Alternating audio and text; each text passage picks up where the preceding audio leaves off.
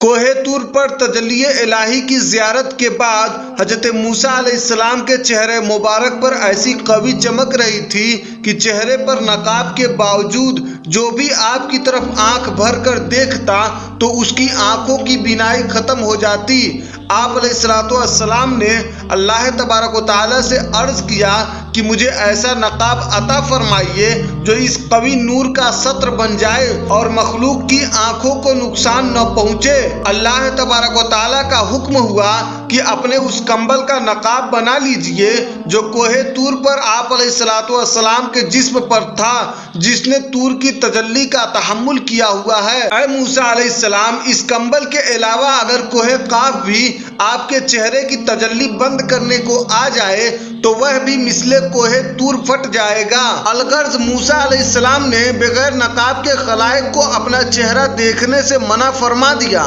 آپ علیہ السلام کی اہلیہ حضرت صفورہ آپ کے حسن نبوت پر عاشق تھی۔ اب جب نقاب نظروں کے درمیان حائل ہو گیا تو آپ بے چین ہو گئی۔ جب صبر کے مقام پر عشق نے آگ رکھ دی تو آپ نے اسی شوق اور بےتابی سے پہلے ایک آنکھ سے حضرت موسیٰ علیہ السلام کے چہرے کے نور کو دیکھا اور اس سے ان کی ایک آنکھ کی بینائی سلب ہو گئی۔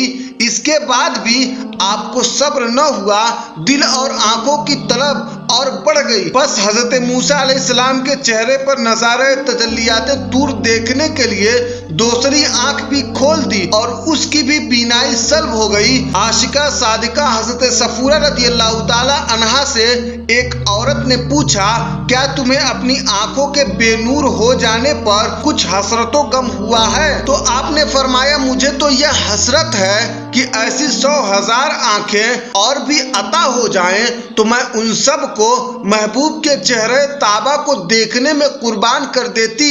میری آنکھوں کا نور تو چلا گیا مگر آنکھوں کے حلقے کے ویرانے میں حضرت موسیٰ علیہ السلام کے چہرے کا خاص نور سما گیا ہے۔ اللہ تبارک و تعالیٰ کو حضرت صفورہ کی یہ سچی چاہت، طلب اور یہ کلام، یہ مقام عشق اور دل و نظر کی طلب پسند آ گئی۔ خزانہ غیب سے پھر ان کی آنکھوں کو ایسی بینائی کا نور اور تحمل بخش دیا جس سے وہ حضرت موسیٰ علیہ السلام کے چہرے طابہ کو دیکھا کرتی تھیں۔